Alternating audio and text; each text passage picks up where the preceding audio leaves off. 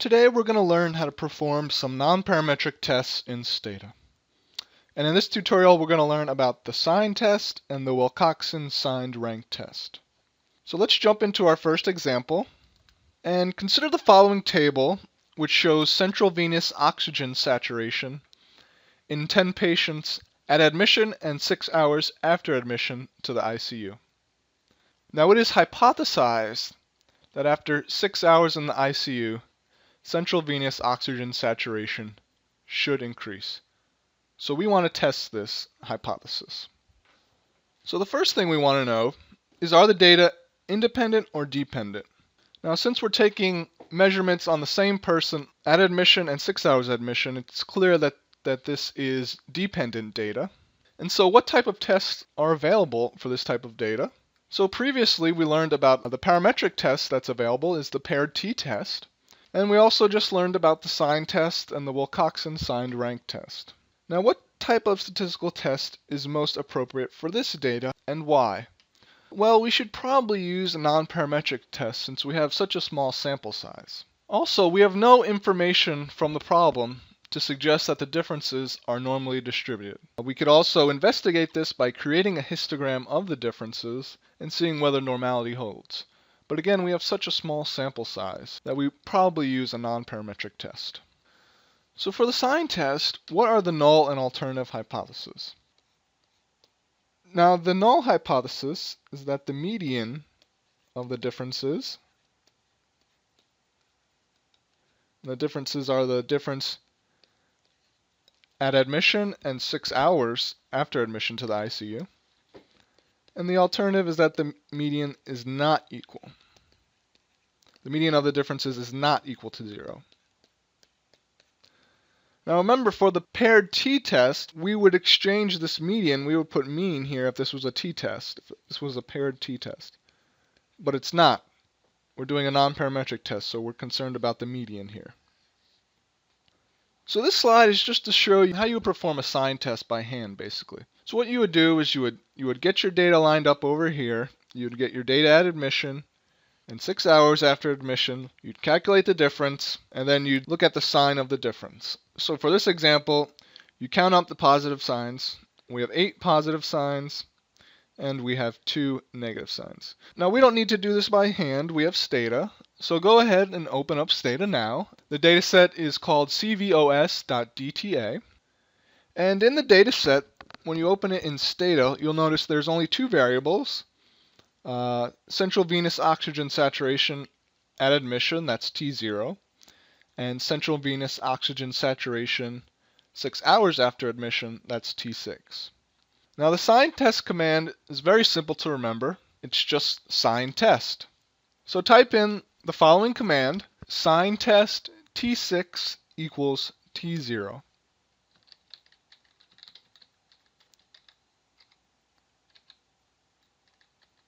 Now let's look at the output.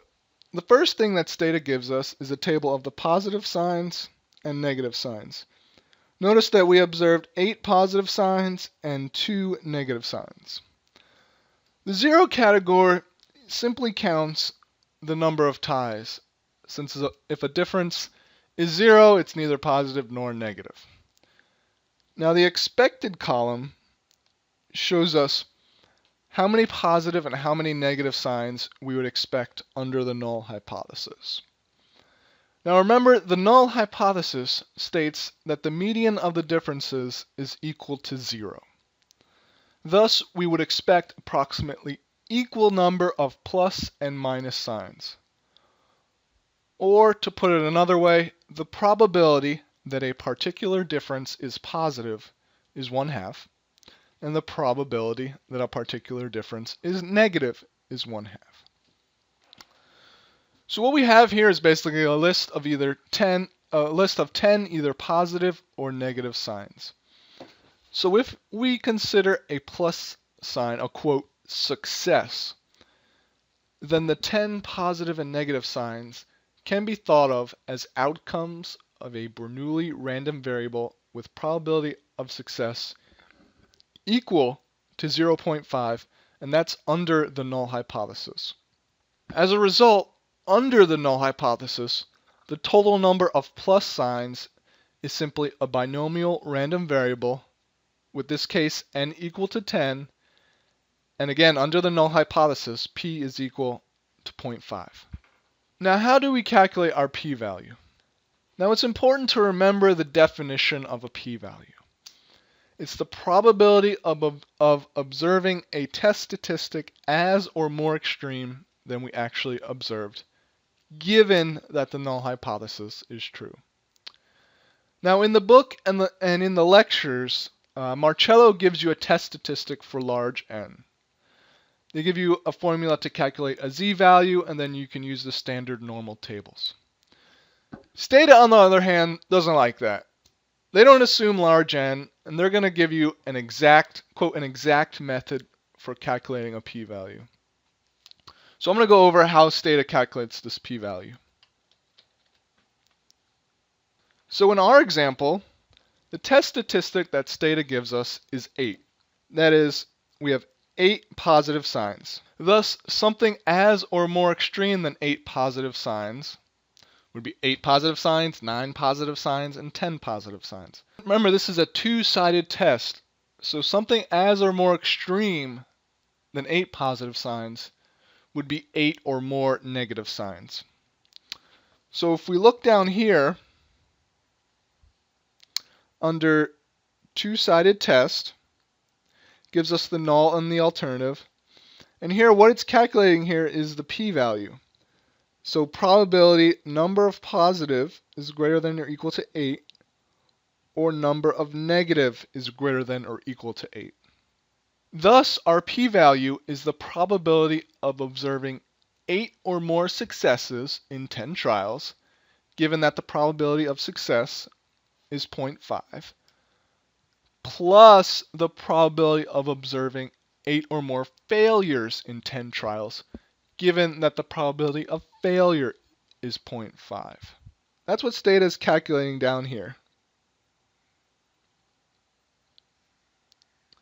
And remember, from a couple weeks ago, we learned how to calculate these values in Stata. And Stata obviously does it for us and gives us a p-value of 0.1094. Thus, if we use an alpha of 0.05, we will fail to reject the null hypothesis and conclude that we do not find evidence that median central venous oxygen saturation is different at admission and 6 hours after admission to the ICU.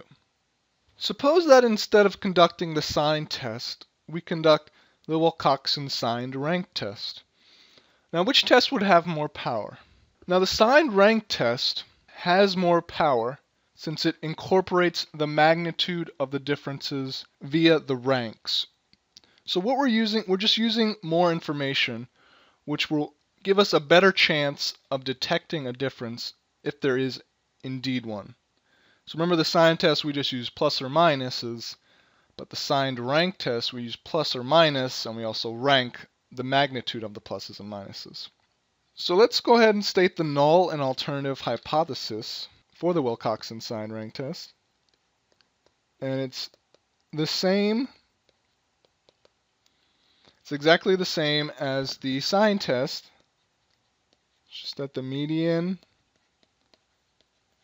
of the differences is equal to 0, and the alternative is that it's not equal to 0.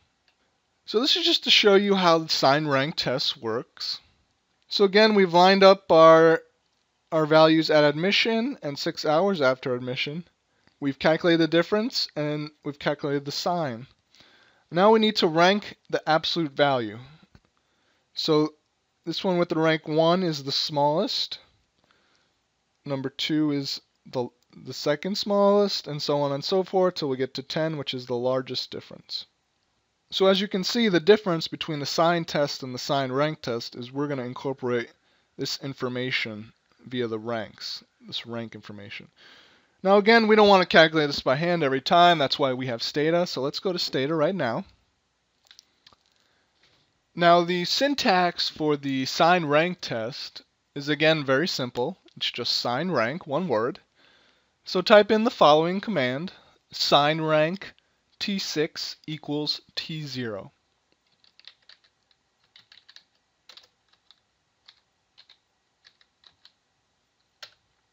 So now looking at the output, the first thing that Stata gives us again is this table of observed positive and negative signs. And as you can see, Stata also gives us the sum of the ranks. So if we had, remember all those ranks we had previously, if we summed up the positive ones and summed up the negative ones, we would get the sum of the ranks for the positive signs would be 50, and the sum of the ranks for the negative signs would be 5. And remember, similarly to the sign test, we would expect the sum of the ranks to be the same for the positive signs and the negative signs. So we'd expect 27.5, the sum of the ranks to be 27.5 for the positive signs and 27.5 for the negative signs. So we can just, again, looking at the output, it's not important to know about these adjustment for ties and adjustments for zeros. But we do want to look at here is the z value, 2.293, and we get our p-value here, which is 0.0218. So as we can see here, we have if we use an alpha equals 0.05, our p-value is less than 0.05. Therefore, we can reject the null hypothesis. Now, if you remember, the p-value for the sign test was 0.10. So as you can see, by incorporating the ranks, we have more power to detect a difference. And in this case, we went from not rejecting the null hypothesis to rejecting the null hypothesis. So now to summarize, we learned about the sign test and the Wilcoxon sign test. And remember, the sign test uses the plus or minuses of the differences only.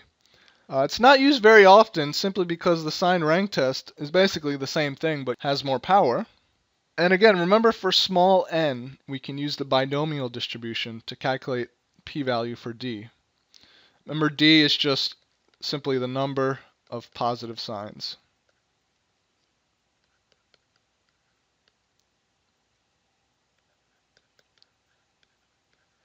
Now the Wilcoxon signed rank test, it's the nonparametric analog to the paired t-test. It has more power than the sign test since it incorporates the magnitude of the differences via the ranks, and should be used if you have a choice between the sign test or the sign rank test. You should use the sign rank test. Remember, the Stata commands are very simple. It's just sign test and sign rank test, so those are very easy to remember.